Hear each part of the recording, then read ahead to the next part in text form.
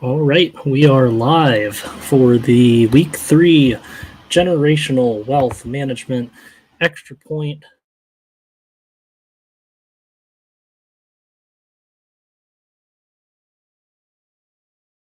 show. I think we had some issues there. But anyways, welcome back to week 3. We got a lot of games to go over tonight.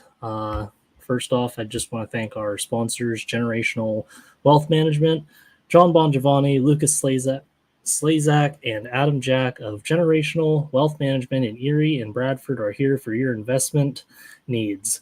They offer world-class investment services and internationally recognized insurance products from Northwestern Mutual, an industry leader. Find out more at gwm.nm.com. And we'll play that ad here for you that we have.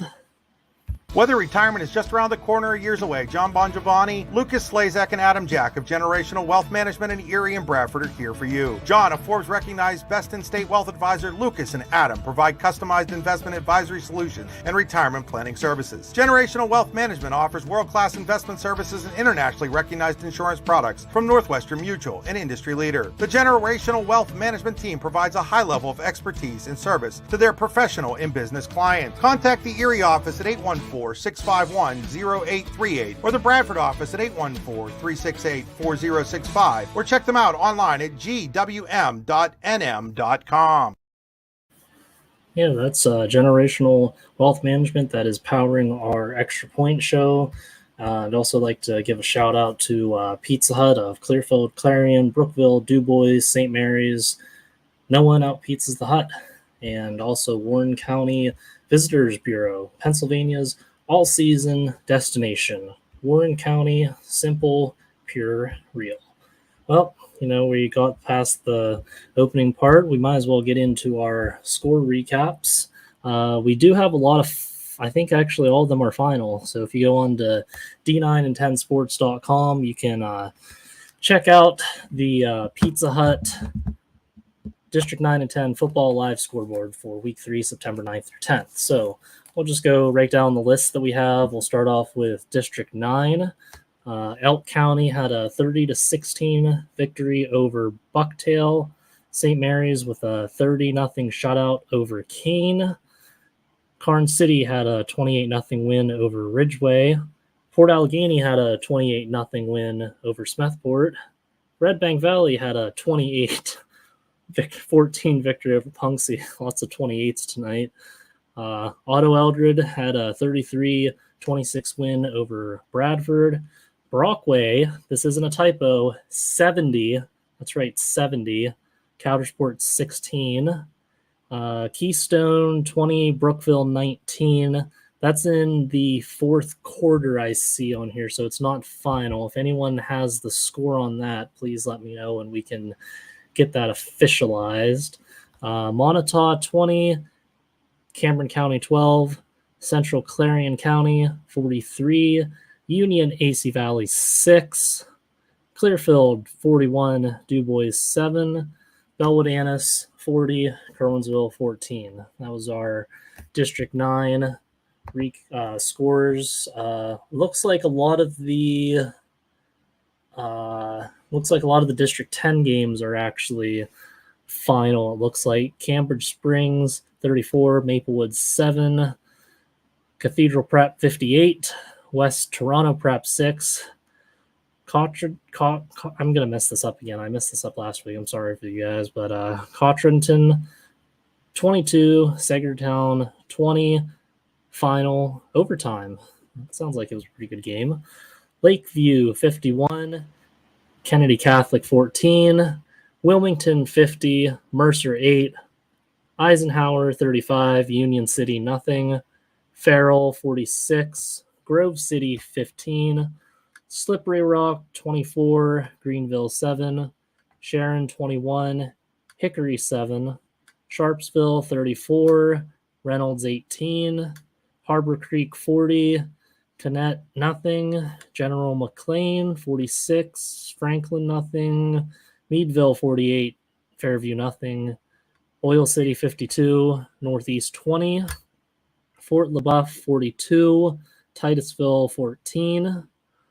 This is still in the third quarter, it says, but Warren 43, Girard 20, Connett, Ohio 44, Corey 6, Butler 35, Brashear 14. That's still in the fourth quarter. North Allegheny 22, McDowell 18. That's in the fourth quarter. And Iroquois at Northwestern does not have a score on there. So that's another thing. If anyone has any information on that game, please let me know. All right. Carrie Mapes says that the Keystone score is final. So it looks like Keystone would have won 20-19. So that score's final. Andy. Hey, Jared, what's going on, man? Not much. How are you doing? Pretty good. Got a game that lasted almost 3 hours here. Port Allegheny beating Smethport 28-0. I heard you going over there. Yeah, they're going to kick me out here pretty quick at the press box, I think, but I thought I'd join you for just a minute. Yeah, that's all right. How's that game? I'll tell you what, it was a good defensive battle in the first half, and then both rivalry game, and then Port Allegheny kind of wore Smethport down the second half. Noah Archer, Blaine Moses, 2 touchdown runs each, both over 100 yards on the ground. Archer also 2 interceptions on defense. Miska Young all over the place for Port Allegheny. Keegan Watson, good game for Smethport. But yeah, good bounce back win for Port Allegheny after a tough loss to Central Clarion last week. Yeah, that sounds that's pretty good. Did we get an interview with them by chance? We did. We got Noah Archer of Port Allegheny. He should be in there. Okay, let's see. Oh, there we go. Let's play that here for everyone. Well, Noah, big game tonight. Big bounce back game for you guys. How much did you guys enjoy this one? A win over your rival. We enjoyed it a lot. We knew that we didn't come out very hot, but we woke up a little bit in the second half, and it wasn't pretty the whole time. But when a close win like that, gritty win, it's better than a loss. So. Mm-hmm. And what does a win like this do for you guys, just in terms of building momentum and just building going forward? Any win is good, and here tonight to win this one against Smethport, we haven't beat them in a while. It just keeps building for every week. We're looking at next week now. Mm-hmm. You guys, obviously, anytime you shut someone out, you play a great game defensively. You had a pair of interceptions. What made your defense so good tonight? What made your defense so effective tonight? Honestly, we got some dogs up front, and they're able to stop the run, which forces them to pass. And when that's going to happen, we're going to get the fix. So. And those guys were dogs on the offensive front as well, paving the way there for you and Blaine Moses. How much fun is it running behind those guys? It's a blast to have them up front. They're always working. They're smart. They're always putting the work in, and it's just fun to run behind them. All right, 2-1 on the next week. What do you guys need to get better at? What are you looking to improve upon this week in practice? I think definitely getting better in the secondary, not letting people behind us giving up so many big plays, but also just getting better in every category. Week in and week out, we got to be getting better every day. We got to be better than yesterday. All right, Noah Archer, our Allegheny Gorilla Foxborough player of the game. Port Allegheny and 28-0 winner tonight. Noah, congratulations. Thank you. Yeah, awesome. Yep. All right. So that was Noah Archer. I see you got a couple of guests waiting there, so I'm going to jump off and clean up here. And we'll have time. Maybe I'll join you towards the end of the show. All right. Sounds good. Hey, safe trips. Yep. Thanks. Yep. See you soon. All right. Looks like we do have some guests. I don't know if Brian's ready or not. I think it looks like he's ready. So, all right. We got Brian on with us. What's going on? Not too much, Jared. How are we doing tonight? We're doing good. You have a guest with us that we could talk to here? Yeah, I have our Allegheny Jim Kelly, player of the game, powered by the Allegheny Girl of Foxburg from Eisenhower's 35-0 win over Union City tonight. All right, let's bring him on. There we go. Hey, and this is Eisenhower's Garrett Jensen. Again, our Jim Kelly, player of the game, powered by the Allegheny Girl of Foxburg. Eisenhower, big 35-0 win over Union City. Garrett, you had a pick six that put the final points on the board for the night. It seemed like early in that game, Union City offensively, they took the opening possession, able to get into Eisenhower territory. And then from that point on, it seemed like you guys defensively just took control of the game. What did you see from them early, and how were you able to change momentum? They came out hitting.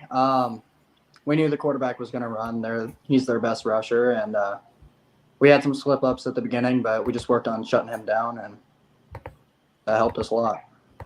And he did, their quarterback, Clay Thomas, did have a couple of big runs, but, I mean, again, outside of those two big plays, almost another second straight week where you guys were going to hold an opponent to negative rushing yards.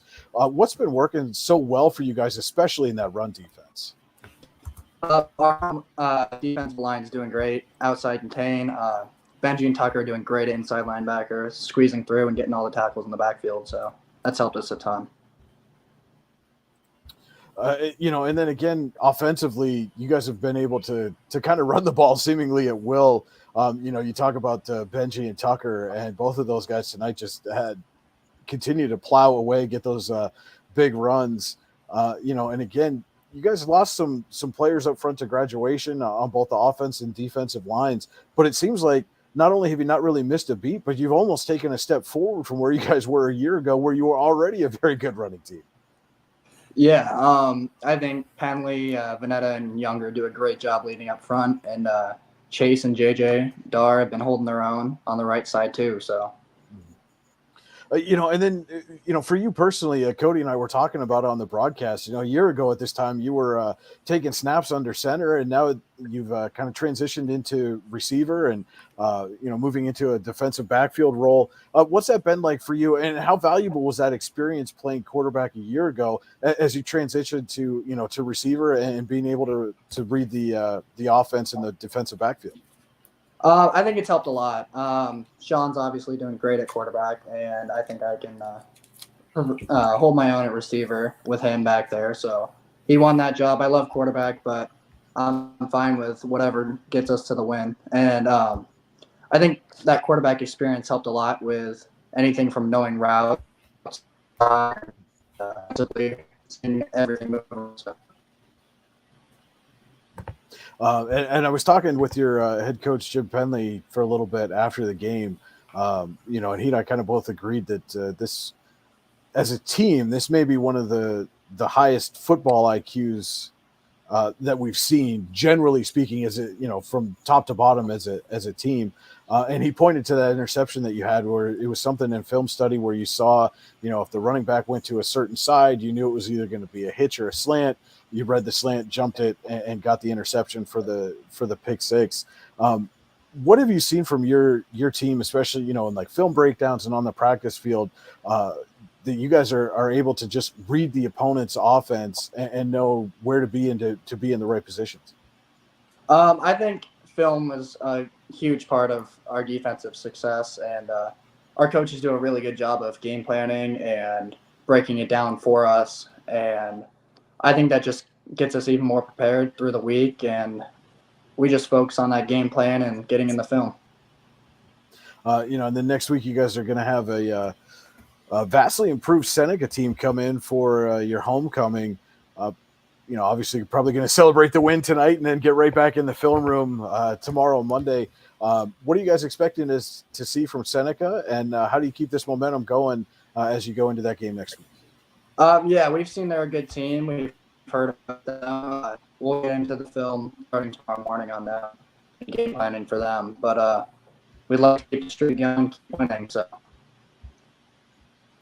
All right, Eisenhower's Garrett Jensen had a big pick six for the Knights tonight. Another big win for Eisenhower. Garrett, thanks for joining us on the Extra Point Show.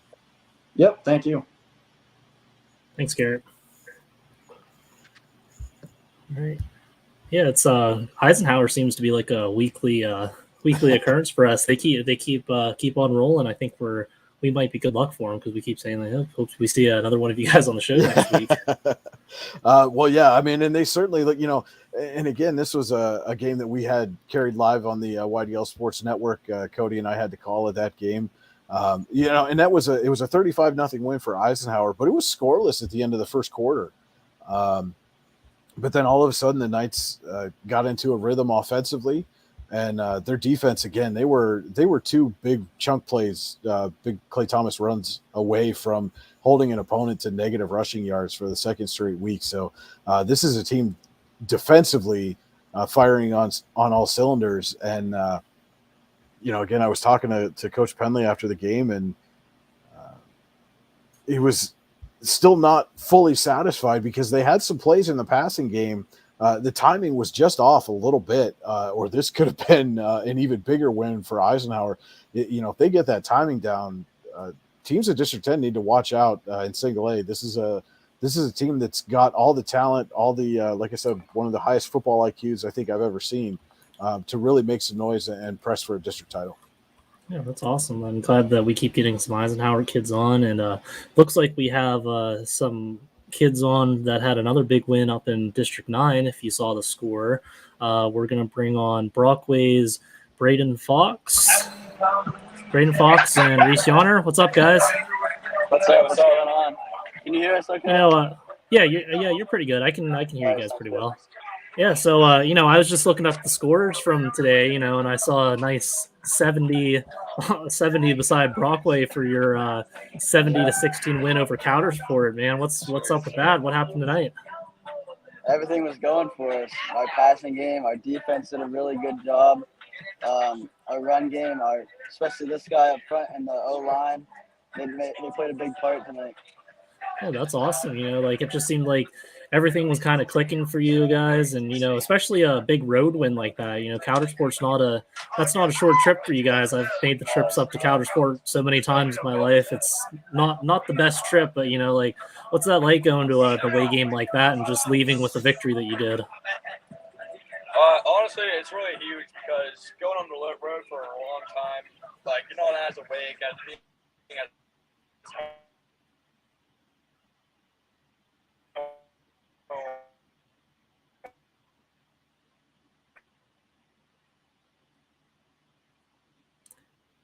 We might have lost him.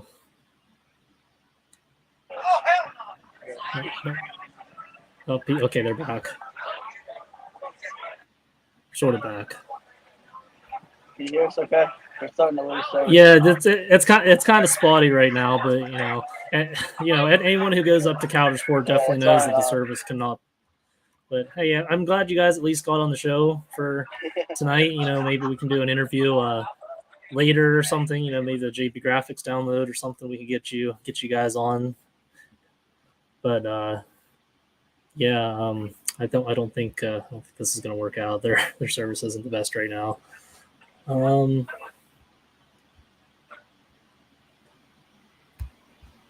All right, we're gonna. I don't think they're.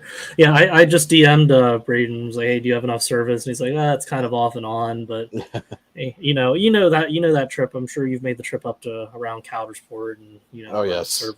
You know how that service is up in that area. Service in northwestern Pennsylvania, generally anywhere, can be hit or miss. So yeah, but just looking at that game, tough loss for the Rovers last week against Du Bois, and they bounced back with a win like that. Oh yeah, for sure. I mean, it's you're never going to complain when you put 70 points on the board. And like you said, a good bounce back for them too.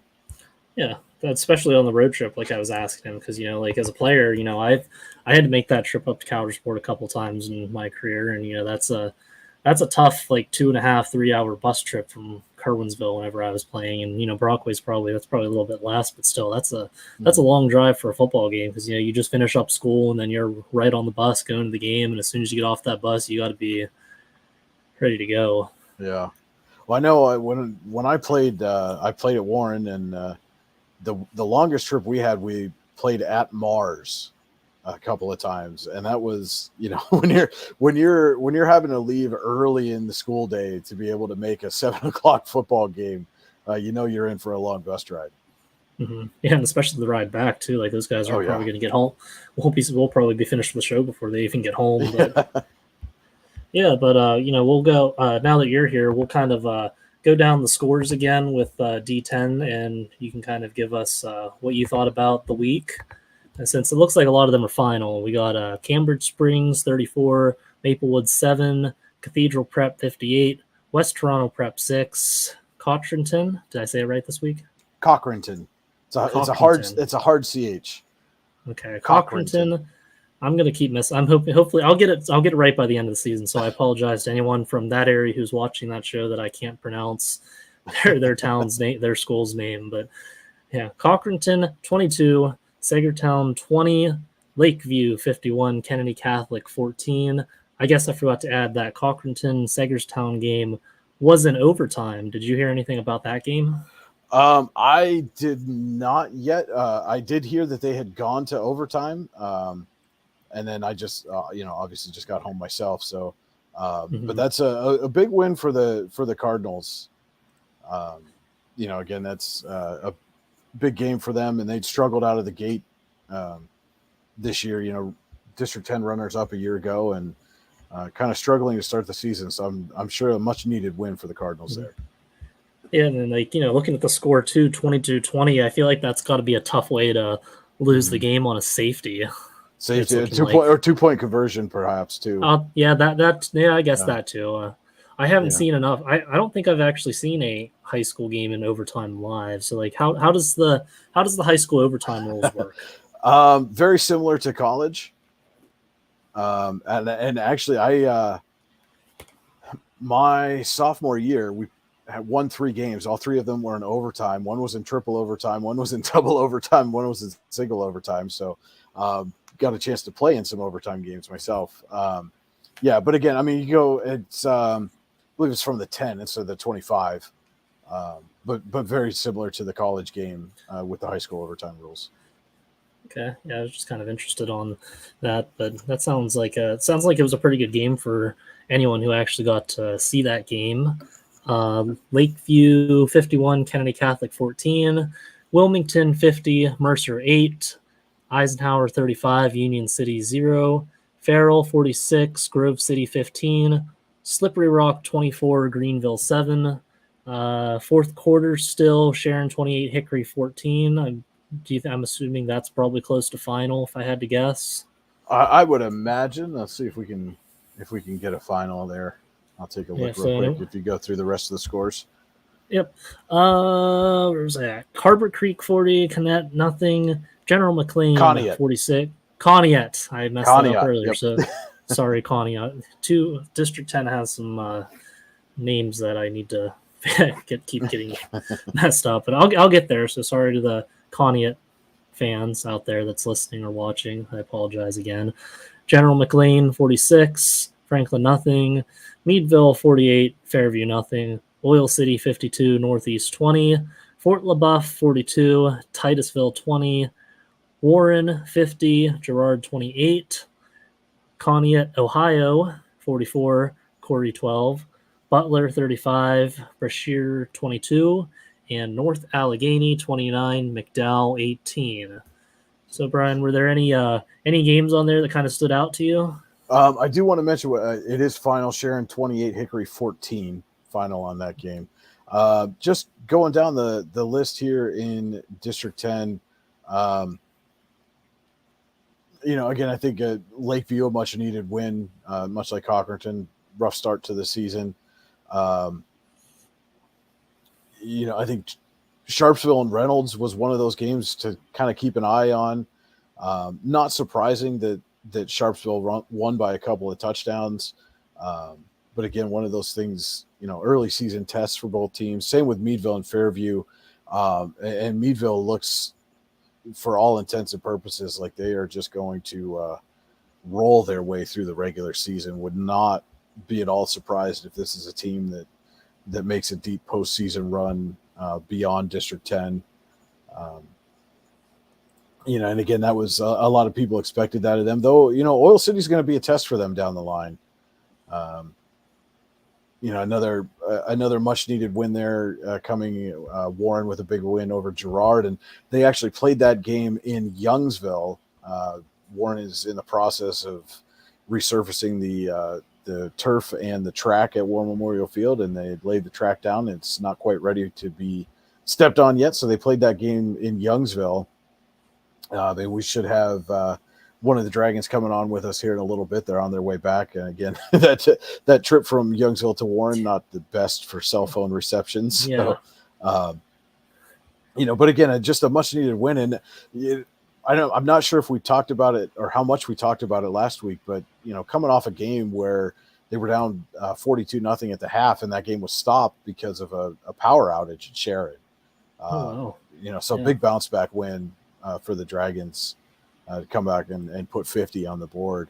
And I think Butler is another team to kind of talk about. Tough loss last week to Meadville, and they bounce right back and get a big win over Brashear. Yeah, so there was a lot of not too many close games I saw in District 10. I mean, District 9 was kind of the same. We had a couple of close ones, but looking at the D9 scores again, Elk County 30, Bucktail 16, St. Mary's 30, Kane nothing, Karn City 28, Ridgeway nothing, Port Allegheny 28, Smethport nothing, Red Bank Valley 28, Punxsutawney 14, Otto Eldred 34, Bradford 26, Brockway 70, Coudersport 16, Keystone 20, Brookville 19, Montauk 20, Cameron County 12, Central Clarion County 43, Union AC Valley 6, Clearfield 41, DuBois 7, and Bellwood Annis 40, Kerwinsville 14. So it sounds like the best game out of the District 9 group was probably that Keystone Brookville game. If I recall correctly, Brookville was leading that game by 1 at the half, so definitely will be interesting to see how that second half played out and how Keystone was able to come back and get that win. Yeah, I'd like to see if we could get anyone from Keystone on, if you want to try to work on that, or I can text Chris and see if he can try to get something with that. I was actually at the Clearfield DuBois game. I took a couple hours off of work and went to check that game out just because it was their first home game of the year, and the DuBois game, there's a lot of hype built around that game. There's 2-0 DuBois coming to Clearfield. It's fresh off a win at 1-1, and the game definitely it was close at first, but then it kind of just got a little bit lopsided, as you can see by the score. But that was an interesting game that I got to see. I got an interview from Brady Collins, the sophomore, who had a really good game tonight, but I'm still trying to get that uploaded and stuff. But at some point, hopefully that'll work itself out. But for the meantime, that was the one game I got to go to this year. I don't know how many games I'll get to go the rest of this year, but I did want to at least just check that game out early season and get some pictures for everyone there. But yeah, District 9 wise, it seems like 28 looked like it was the magic number. I kind of chuckled at that early in the show. I read Karn City 28, Port Allegheny 28, Red Bank 28, and I guess the Otto Eldred Bradford game looked like that was a pretty close game too, 33-26. And again, it looked like Otto Eldred was up by a couple scores there late in the game. So, and again, Bradford just trying to find a way to get off that skid and find a way to win. That's one of the things I had a coach tell me one time, that Bobby Bowden, when he was asked about building a program, going from when you've lost big often. And he said, well, the first thing you need to learn is how to lose close. And we've seen that with Bradford the last couple of weeks. So then after you learn how to lose close, you learn how to win close. So we'll see if the Owls can figure out a way to turn one of these close losses into maybe a close victory. Yeah, that's good for them. And there's really not much until we get some more stats information. That's kind of like the District 9 in a nutshell right there. A lot of Montauk 20, Cameron County 8-12. That was a close game that could have been talked about. I don't have any stats on those guys, but yeah, that's our District 9 and District 10 scores. That's powered by Pizza Hut, and I do actually have their ad that we can play real quick. What's the recipe for surprising the kids, treating yourself, and ditching dish duty? You're looking at it. Order your Pizza Hut faves like original pan, original stuffed crust, and more at pizzahut.com. No one out-pizzas the Hut. All right. Looks like we got Chris with us. Chris, are you there? You don't have me. I don't have Chris? No, we don't have Chris. All right. He'll probably hop on. Speaking of the Clearfield game, actually, I did message their quarterback this year, Mr. Will Domico, so I'll add him up to the stream. What's going on, Will? Hey, what's up? Hey, I know I interviewed Brady after the game, and I'm trying to get that uploaded from my phone onto my laptop, but the file was a little bit larger, and it's still kind of working on sending right now. But what's going on? How's that game tonight? I don't know. It was a huge confidence booster for our team and everything. We really needed that game, especially since like a lot of D9 sports guys had us losing that game by quite a bit. I think it was like supposed to be 31 points. So that was a big game for us, big momentum game for us. Yeah, and you guys, it's kind of seemed like it was a little bit of a slow start for you guys. I know you guys scored, and then right after that, Dubois took that kickoff back to the house and basically tied the game right there. But you guys looked like you guys got into a rhythm and just kind of started getting the ball running and whatnot. So just talk about how the offense just started getting things clicking. Yeah. No, I think it was just we were more conditioned than what they were. I think they're a bit tired coming into the second half. And I think Brady and Chamberlain kind of just took things over from there, Yeah, and it's still kind of early in the season for you guys. And I did kind of notice like this was my first Clearfield game I got to see, and I was at a lot of your games last year, and this is definitely a drastically different team for you guys with a lot of new guys and new places. What's that adjustment like for you, especially now that you're the starting quarterback now? It was a big adjustment. Our offense definitely struggled throughout the first couple games, but I think we finally found who we were as a team, found our identity tonight, everything. Yeah, no, the guy that I interviewed, Brady Collins, he seemed to have a night. It's like every time you gave him the ball, you just run for a touchdown. Like, just talk about the game he had, because he even had a really good game defensively also. Yeah, I was telling Brady all week, that he was going to go for a big game because watching film, Dubois' run defense looked very poor. So I just knew he was bound to have a really good game offensively, have a great game like he did. And I think he had 5 of our 6 touchdowns. So yeah, it was a really fun, pretty fun game for that to see from you guys. Even though the score was the way it is, there's still always room for improvement. So what kind of key things you're going to be looking at practice this upcoming week for next week? I think a lot of the key things to work on is going to be our passing game a lot. Got to start catching the ball more. I got to stop putting it where only my receivers can get it. But other than that, I think we're kind of finding what we are as a team. But yeah, all we need to do is work on our passing game, and I think we'll be a solid team this year. And confidence-wise too, I asked Brady this, but you guys started off 0-1. You got that close victory last week, and now you got back-to-back wins. What's that saying about what's the confidence like with you guys and the team morale right now going into next week with the momentum on your side? Right now, our ego's over the roof right now.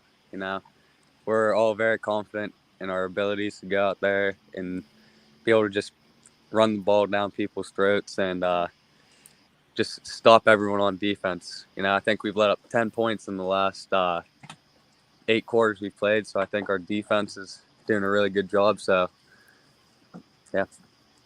Yeah, and it's kind of interesting seeing you guys run the ball as much this year compared to last year when you guys had basically a lot of spread offense type of deal. You had Carson and Nate and all those guys out there, and just a little bit different with all these younger guys here. But I think that's good for you guys moving forward, having such a younger core right now to kind of build with moving forward. Yeah, Jacob Sampson and Carter Freeland, they're both really good athletes, so they'll have their games when they have a big breakout game like Brady did tonight. We're just waiting on that. We see it in practice every single day, so just a matter of executing in game. Chris, you're muted. Well, Chris Rossetti here. What was the difference offensively for you guys from weeks 1 and 2 to this week? Well, this week I think we were more focused on run game and our blocks and everything, but really I think it was just the difference in teams because Bald Eagle and Juniata's defense was both really good, especially compared to what Du Bois' defense was like. So I think it was just better film preparation for this game. Did it help to have like a normal week? I mean, week one, you guys go down there, the game gets called, you have to go back down there. Now all of a sudden, you're on a shorter week going into week two. Was it nice to just have a normal week? Yeah, it was really nice. That first game against Juniata when it got canceled, that was really frustrating. I know a lot of guys were just tired. Then it was really energizing to have this game at home too after the 2 straight away games. So I think that really helped on our side. And as Rich Rose and I always say, if you guys want to use our picks for motivation, always feel free. All right. I don't take any offense to that. They're just guesses at the end of the day. You guys do all the work. We sit behind computer screens and pretend like we know what we're talking about. Oh, it's all good, man. It's all good. No, man, we're good. We're good. I've been doing this 25 years, Will. You aren't the first and you won't be the last to say that the picks help motivate you. So yeah. just join the long list of players and coaches over the years. Yeah, it's all good, I mean, no, it is. All right, no, we're great. Yeah, congratulations on the win, man. Hey, thank you. Well, Will, if it makes you feel better, I picked you guys to win. Right. Yeah, thank you, JV. I was a little biased with my picks, but I got you guys. Yeah, but yeah, hey, thanks for hopping on. I'm still trying to work on getting Brady's interview up, but congrats on the big win tonight. Thanks for hopping on the Generational Wealth Management Extra Point Show tonight, and good luck next week. All right, thank you. Yep, thanks for having me. Yep. Yeah. All right. So Jared, Chris, I'm trying to get you an interview uploaded with Ashton Kale, but Punksy and Red Bank was a pretty good game. Sitting here in the parking lot, got Coach Weiser over here. Hey Larry, say hi to all the people out in D9 land. How you doing, D9 land? So we saw a pretty good football game. It was 2 punt returns by Red Bank that was the difference in this football game. Mason Klaus returned 163 yards for a touchdown early in the game, and then early in the fourth quarter, return of about 48 yards to the 2-yard line by Ashton Kale set up another touchdown, and in a 14-point game, special teams played a massive role for Red Bank, which I know you, Jared, being an old special teams guy, that makes you happy. Oh yeah, I love special teams. I have an old STM shirt, Special Teams Matter. It's a big part of the game, like you don't have special teams, there's not your punt return touchdowns, there's not your kick return touchdowns. I mean, even tonight, whenever I saw the Clearfield Du Bois game, Du Bois took a kick return to the house right after they gave up 7 points to tie the game right away. So, there's definitely huge momentum swings when it comes to special teams. And, I've seen like even district title games come down to special teams. So, it's definitely a big part of football. And I think it's very overlooked in some aspects to people. Yeah, definitely not by Red Bank tonight. They, in fact, actually though, it was a special teams penalty on Red Bank that set up the second touchdown for Punxsutawney. They hit a guy as he was trying to catch a punt. That's 15 yards, changes the whole field position, and gave Punxsutawney a real short field to score on. So I mean, 3 of our, what would that be? 5 touchdowns tonight, 6 touchdowns tonight. I can't count. I guess there were 6 touchdowns. 3 of them set up directly by special teams. So, that's a big part of the game. And, other than that, Punxsutawney, much improved football team, especially up front. They were moving Red Bank. They were not allowing Red Bank to run the ball. All of Red Bank's rushing yards came on scrambles by Cam Wagner. They were held to like 74 for the game, but Drew Byers had like 1 yard unofficially rushing, which kind of sums up where it was. Who was winning the line of scrimmage. I thought Punxsutawney won the line of scrimmage tonight, but I thought that Red Bank had better skill players, especially on the outside, the speed. Kale made some great plays defensively. It's the reason he was our Allegheny Gorilla Foxborough player of the game, in addition to his punt return. He also had a bunch of catches, 6 of them, I think. And it was a good football game. Zeke Bennett's a tough runner. Justin Miller's a tough runner. Landon March is a tough runner. 3 really good running backs for Punxsutawney. They played a lot out of the wing T formation, and we're really able to run the ball up the middle with Martz and with Bennett a lot, and they're going to be a handful for people the rest of the year. Their 2-0 start was no fluke, and they should be very proud about what they did tonight. And on the other hand, Red Bank just keeps finding ways to win. This football team isn't as good as last year's football team, and that's not taking anything away from this year's group. But, last year's group was a once-in-a-generation group. This year's group is finding different ways to win. They use special teams. They use defense. They still have all kinds of speed on the outside to score that way. So it was all overall a really good football game, and that's 3 for 3 for me now. I mean, eventually I'm going to end up with a game that's not very good. Yeah, that's definitely that sounds like it's a really good game, and that was like one of the games that I kind of had circled on the games to watch for me this week, just seeing that both teams were 2-0, and it was kind of interesting to, you kind of said that like Punksy's 2-0 start was no fluke, and tonight was like a big test for them. And I think even though they lost tonight, I think that's definitely going to be a big confidence boost for them, because now they're like, okay, we experienced losing now we can move forward with some of these things that we can correct and adjust moving forward. And yeah, I think from what I've seen and heard about Punksy, I think they're definitely going to be a team that's one to watch down the road this season. No question. So, hey, Jared, I got to get home. I'm still sitting in the parking lot at Punxsutawney High School. So, all right. Sounds good. We got Brian's going to come back on, and it looks like he's got a guest with us from Warren. Yeah, we're going to bring in Tommy Nyquist, Dragons running back, defensive back. Our good buddy John Sittler was down at the game tonight, since Tommy had a couple interceptions, a couple of touchdowns, and the Dragons get their first win of the season. How's it feel, Tommy, coming off a big win like that? Oh, it was a great team win. I mean, the boys worked really hard. I mean, we're gonna enjoy the win tonight, and then we're gonna get back at it on Monday and get ready for Conneaut. Technically a home game for you guys, but out at Mike Shine Field in Youngsville. How different was that for you? First time playing out at Youngsville's field as a varsity football player. The atmosphere was great. I mean, the fans were really into it, which kind of also motivated us to get into it as well. So the atmosphere was great. And again, you guys come away, had a couple of tough losses to start the season, and turn around, dish it back out to Girard here tonight. What was working for you guys? Primarily, I mean, like I said, it sounded like you guys got some turnovers. You scored some touchdowns, and got Cade Wright had a couple of receiving touchdowns as well. So what was working for you guys offensively? Yeah, Caden and Eric just had that connection tonight. They were really good. But our line just handled, like, they just destroyed Girard tonight. So I think that was really the big difference tonight.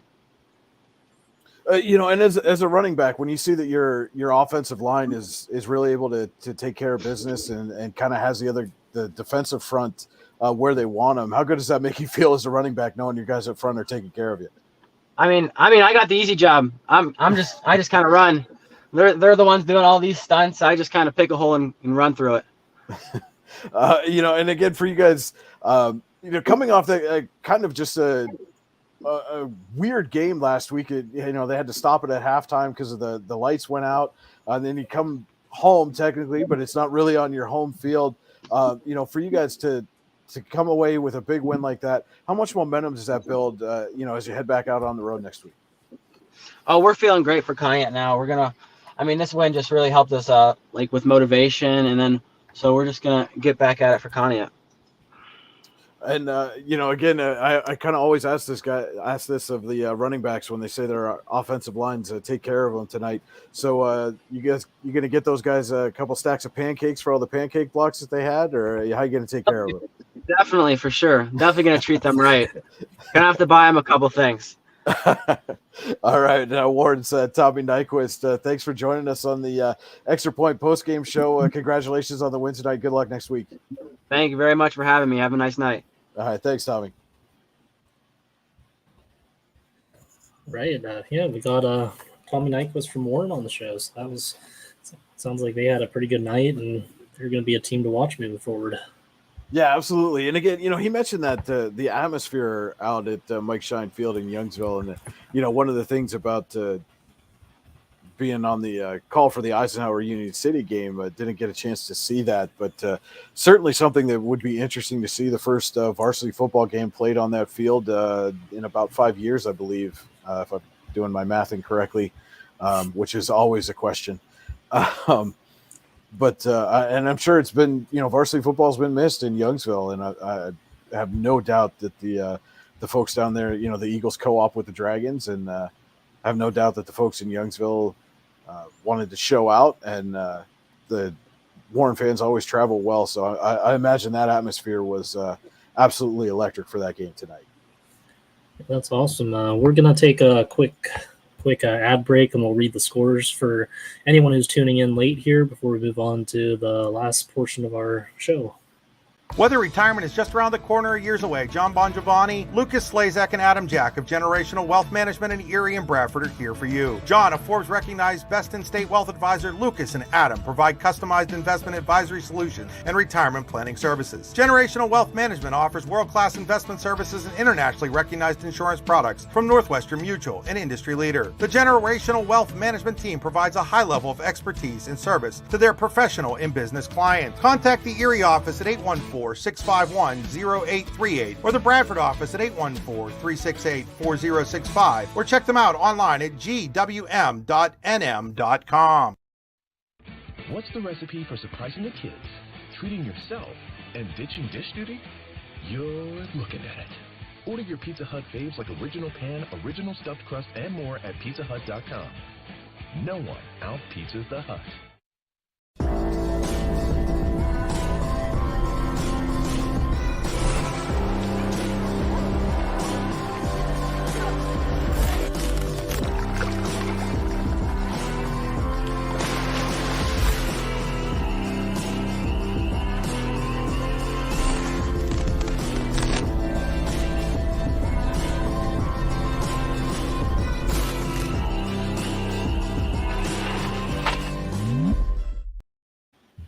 Yeah, those are our awesome sponsors that we have: the Generational Wealth Management, Pizza Hut of Clarion, Brookville, DuBois, St. Mary's, and Clearfield. They're big sponsors. Grove City. Yep, Grove City.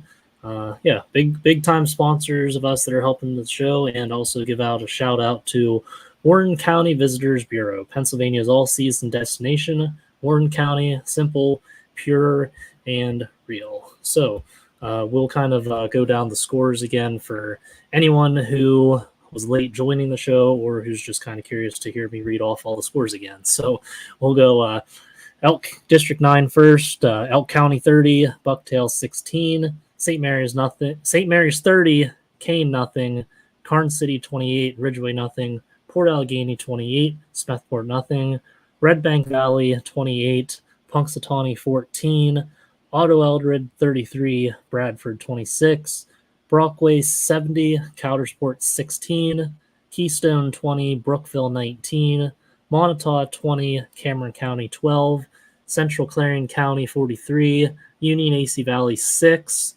Clearfield 41, DuBois 7, Bellwood Annis 40, Kerwinsville 14. That's our District 9 group. And moving on to the District 10, we got Cambridge Springs 34, Maplewood 7, Cathedral Prep 58, West Toronto Prep 6, Cochranton 22, Sagerstown 20, final overtime.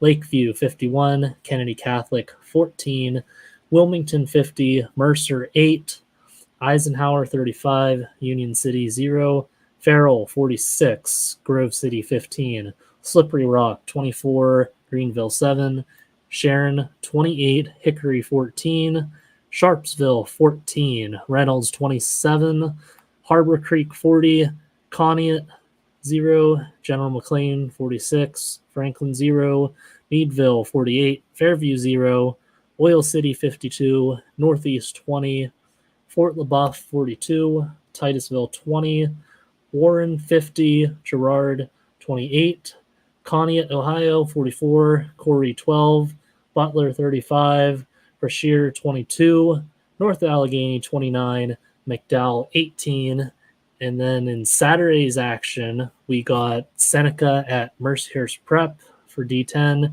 Erie at Lake Catholic, Ohio, and Iroquois at Northwestern. So those are our Saturday games that we have. Do you have any insights or thoughts about our Saturday shows? I'm really looking forward to the Seneca Mercyhurst prep game. The Bobcats are much improved over the last couple of seasons. Mercyhurst prep is Mercyhurst prep. They're going to come out and play a physical style of football. So it'll be a good test for Seneca to see where they met or how they match up against a tough team, in a region contest, no less. So that will probably be one of the more interesting games tomorrow afternoon. And that should be a good game. Also, no D9 Saturday games, but I know looking ahead, kind of not next week, but the week afterwards, I know that there's a big Brockway at Port Allegheny game coming up, and with how those two teams are this season, I think that's going to be a pretty big game in District 9 that everyone's going to want to see. Yeah, absolutely. Really going to test where both of these teams are at this point in the season, and could really kind of determine the way their seasons go from this point.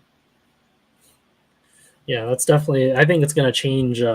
It's definitely going to set a course, because at that point we're going to be at week 5, believe it or not, and we're already we're already almost a third of the way into the season this year already, and we're starting to kind of see who teams are, what they're like. I think we talked about in the first show about like some pregame jitters and preseason jitters, but I think all those are getting out of the way now. I think everyone's starting to. Some teams are finding the rhythm, some aren't, and I think that we're about a couple more weeks away from seeing who our contenders and pretenders are going to be moving forward.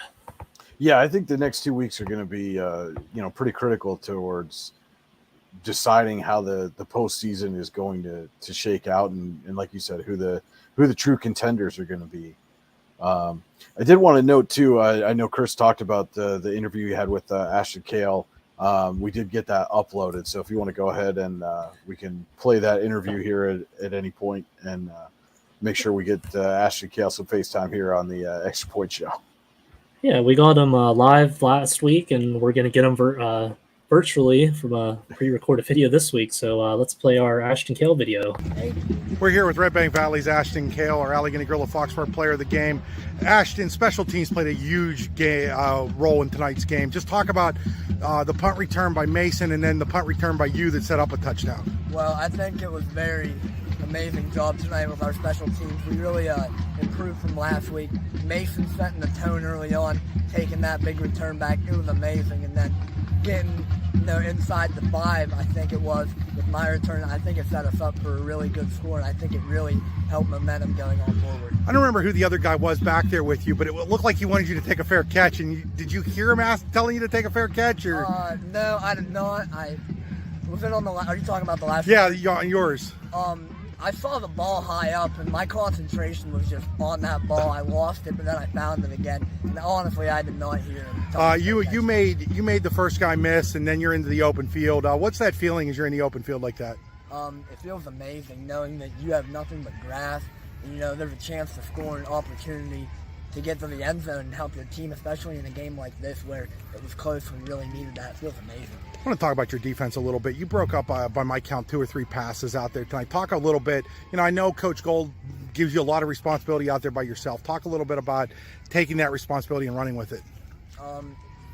It's really big on us. He trusts us, and that feels amazing to know that he trusts us to go out and play our game and call the defenses on our own, call the coverages. And it just feels amazing, that he can put that much trust into us, and that knowing that he has our back and that we have his. Last year you guys put up a lot of points, and the defense didn't necessarily have to come up with big stops. This year has been a little bit different in the last 2 weeks. The defense has been asked to maybe carry the load a little bit more. Talk about how you guys are learning to win differently this year. Well, it's all about putting trust in the guy beside you, and having trust in that guy beside you and knowing they have it in you. It just makes us closer, and it just makes us become even more of a family, knowing that we all have that bond together, coming up with these big stops, it's just honestly amazing. Talk a little bit about this Punxsutawney team. They came out, they wanted to smack you guys in the mouth, and they were able to do that a little bit. How important is it for you guys to have games like this, these tight, close games? Having these games on our schedule is really important because, it prepares us for, games down the line, playoffs. Like, even if we make the district championship, it's honestly better competition and prepares us going on and makes us better each week. Yeah, that's awesome. We caught Ashton Kell again. Yeah, like we've been saying, Red Bank's really just finding ways to win week in, week out, and they just even like all the interviews that we got, it's like every single one of them have just seem really bought into the program, and like I allude to it every week, and to everyone I talk to, Coach Gold's really doing a great job down there at Red Bank with all the kids that he's had the last couple of years. Well, yeah, and especially at that level, when you're a smaller school, to be able to have the kind of team that they had, the last 2 years, you make it to a state championship game, and then you turn around the next year, and it's almost like you haven't missed a beat. I mean, that's really a testament to the kind of program that Coach Gold is building down there at Red Bank Valley.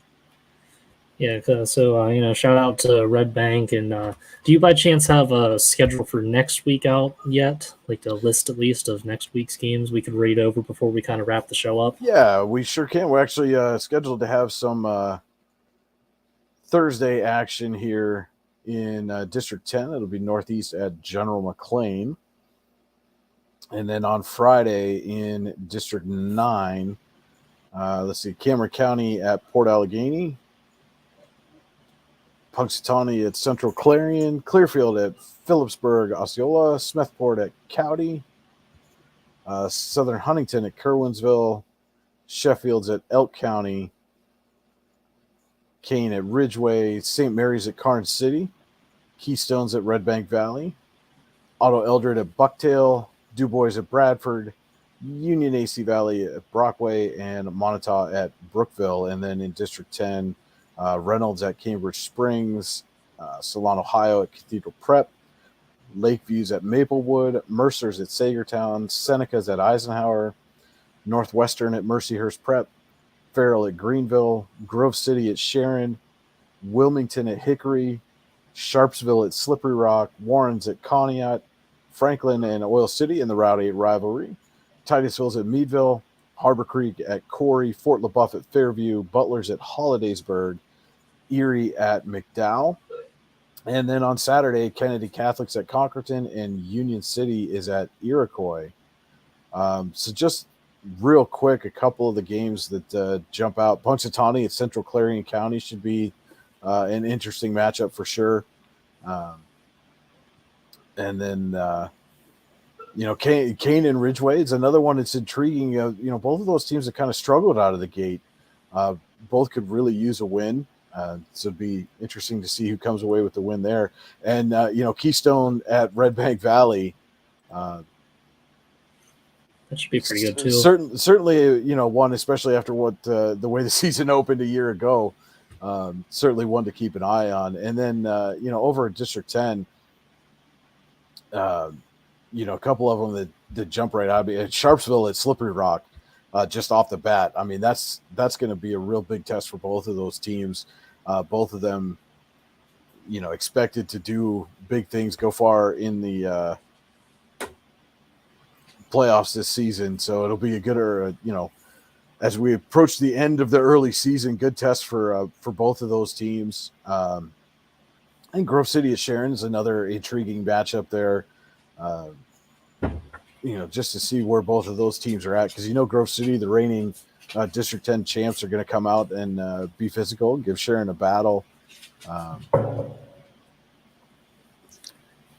was even thinking, I think the Karnes City St. Mary's game, that could be a sneaky good game also. Like, I know the record doesn't really show it for Karnes City right now, but I still think that might be a pretty good test to kind of see, like, all right, we started off 0-2, we got some momentum this week, maybe, moving forward, that could be like a little stepping stone, and maybe Karnes City could start working its way up with a tough opponent they're going to have with St. Mary's next week. Yeah, absolutely. That definitely should be, another game that people keep on their radar. And, like you said, we're getting into that point in the season where the true contenders are going to start separating themselves from the pack. And it really, to me, that really starts, week 4, week 5. That's where you start to see that separation, between the two true contenders and kind of the rest of the field. Yeah, and plus, it's Karn City, like you followed high school sports forever, and like seeing Karn City like with a slow start, that's like a rare thing to see out of that program. So I think that is going to be a big test for them, and if they come out on top with that game, that would be like a big upset win for them. I think that they could also be a team we could be talking about here in a couple of weeks, despite the slow start that they had. Oh, yeah, absolutely. Yeah, I mean, there's still, and like we said, this is that point in the season. Some of these teams that have had slow starts and some of these teams that have got out to fast starts. Those teams that we expected a lot out of that, maybe they're 1-2 or 0-3 or whatever, they still have time to turn this around and get their seasons back on track. But you come out in week 4, week 5, and you get another loss or two, and now all of a sudden you're really behind the 8 ball trying to make a playoff run. Yeah, so there's definitely a lot of good games that we got coming up next week. But we'll kind of play our ads, go through the scores one more time, and kind of sign off for the night, because we've been on for about an hour now, and I think a lot of kids are probably either still on their way home, like Brockway is still probably on their way home. But yeah, we had some steady viewers tonight, so we'll kind of wrap it up for everyone and get into it. Whether retirement is just around the corner or years away, John Bongiovanni, Lucas Slazak, and Adam Jack of Generational Wealth Management in Erie and Bradford are here for you. John, a Forbes-recognized best-in-state wealth advisor, Lucas and Adam provide customized investment advisory solutions and retirement planning services. Generational Wealth Management offers world-class investment services and internationally recognized insurance products from Northwestern Mutual, an industry leader. The Generational Wealth Management team provides a high level of expertise and service to their professional and business clients. Contact the Erie office at 814-651-0838 or the Bradford office at 814-368-4065, or check them out online at gwm.nm.com. What's the recipe for surprising the kids, treating yourself, and ditching dish duty? You're looking at it. Order your Pizza Hut faves like original pan, original stuffed crust, and more at pizzahut.com. No one out-pizzas the Hut.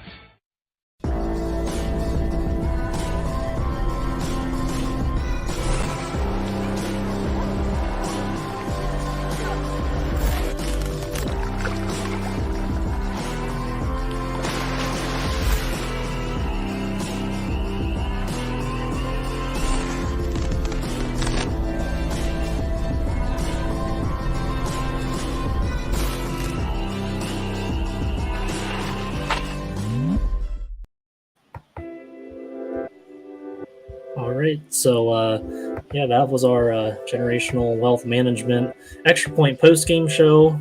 Thanks for everyone who tuned in. Obviously, want to thank a big shout-out to all of our sponsors that we had on Generational Wealth Management, Pizza Hut of Clearfield, Clarion, Brookville, DuBois, St. Mary's, Grove City. No one out-pizzas the Hut. Warren County Visitors Bureau, Pennsylvania's all-season destination. Warren County, simple, pure, real. And everyone who tuned in for the whole show, watched at home, or will be watching in the future, thank you so much for making this thing happen. I think we're kind of like, me and Brian are kind of like getting a little bit more comfortable, and I think we're going to start being more contenders with this show. So we're going to start separating ourselves from the pack, huh? Yeah, against all the other post-game shows that are on right now. But okay. So one more time for everyone, you'll get to hear me read off all the scores for everyone. So this will wrap up the show. Before you do that, real quick, Jared, also want to say thank you to all the players who stopped by tonight, both live and in recorded interviews. We could not have this show without you guys, so we appreciate you stopping by too. Yep, shout out District 9 and District 10 athletes. So District 9 action, we had Elk County 30, Bucktail 16, St. Mary's 30, Kane nothing, Karn City 28, Ridgeway nothing, Port Allegheny 28, Smethport nothing, Red Bank Valley 28, Punks 2014, Otto Eldred 33, Bradford 26, Brockway 70, Cower Sports 16, Keystone 20, Brookville 19, Montauk 20, Cameron County 12, Central Clarion 43, Union AC Valley 6, Clearfield 41, DuBois 7, Bellwood Annis 40, Cronesville 14, District 10, Cambridge Springs 34, Maplewood 7, Cathedral Prep 58, West Toronto Prep 6, Cockerton 22, Segerstown 20, final and overtime, Lakeview 51, Kennedy Catholic 14, Wilmington 50, Mercer 8, Eisenhower 35, Union City nothing, Farrell 46, Grove City 15, Slippery Rock 24, Greenville 7, Hickory 28, or Sharon 28, Hickory 14, Sharpsville 41, Reynolds 27, Harbor Creek 40, Connie at nothing, General McLean 46, Franklin 0, Meadville 48, Fairview 0, Oil City 52, Northeast 20, Fort LaBeouf 42, Titusville 20, Warren 50, Girard 28, Conneaut, Ohio 44, Corey 12, Butler 35, Brashear 22, North Allegheny 29, McDowell 18. Saturday's action, we got Seneca at Mercyhurst Prep, Erie at Lake Catholic, Ohio, and Iroquois at Northwestern. That's going to wrap up our Generational Wealth Management Extra Point show with JB Graphics, part of the YDL Sports Network. Thanks, Brian, for joining. And you can follow me. Everyone can follow me here at JB Graphics, at JB_graphics, 2 underscores. Keep up with all the news and stuff that D910sports.com is doing, and keep up with all the work JB Graphics is doing. So thanks, everyone, and have a wonderful evening.